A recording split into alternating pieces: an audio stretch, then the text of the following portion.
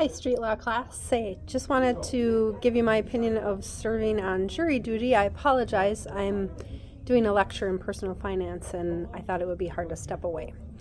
So I was on a jury where a lady in near Cumberland during Rutabaga Festival, a police officer was driving down County Road P, and a woman was in the middle of the road with her pants down going to the bathroom. She was being charged with DWI and possession of methamphetamines. So she said that she was not guilty for either, that someone had driven her to that spot and left her there because they got into an argument. She said the drugs in the purse were not hers. They were someone else's, but she wouldn't say whose.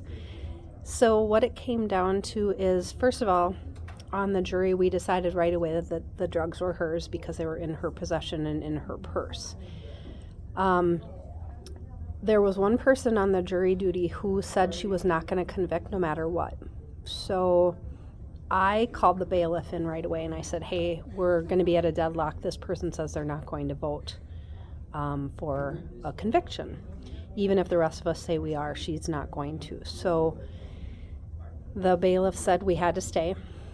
And he said we had to work it out and try to come to a consensus. So what we ended up doing is we asked to go in and watch the police video a couple of more times because the people on the jury said that they couldn't decide if in fact she had driven to that location. They had another person say he had driven. It didn't seem very credible. So while the video was going from the police officer's camera, the person actually turned on the ignition switch of her car. In Wisconsin, if you are in possession of your keys and you turn on a vehicle, that's considered driving.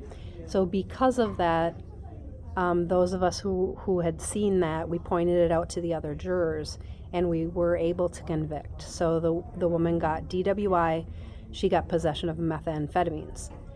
After checking CCAP, because we couldn't use any phones during the day, after checking CCAP, this was her fourth DWI. She had also assaulted the officer by refusing arrest. And the person that she said had driven her to that location had been guilty of several other meth charges, including dealing. So the person that she had say that he drove her there was not credible. He had already been convicted of several things. She had already been convicted of several things, but they couldn't tell us that. It was a very weird jury experience because I had several students of mine that from years past that were on jury duty with me. I had parents that were my students' parents that were on jury duty with me. And I even had a family member, distant family member that was on jury duty with me. And it's kind of weird to have all of those things on one jury duty, but it didn't affect my decision, so they may have let me stay anyway. But had they asked those questions, which they usually do, I may have been excused from jury duty altogether. So it was kind of weird. One of my students from prior, he said that was the weirdest experience he ever had, and we actually met up. His family owns a business in town, and I know his mom and I know his dad, and he's like, hey, will you meet and we can just kind of talk through this process, because it was really weird. And so we actually met up after that day. We met on a different day and just kind of talked through the events, because it was really weird. That one juror that said she wasn't going to convict no matter what, and then the bailiff saying we had to stay even though the one person said she was never going to convict, which meant they could get a different jury if we had a mistrial, where we couldn't agree.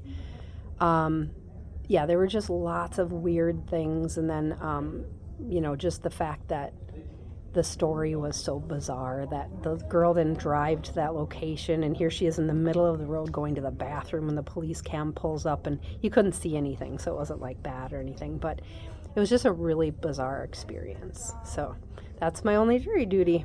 So thanks. I'm Mrs. Vetch and I teach business here. Thanks.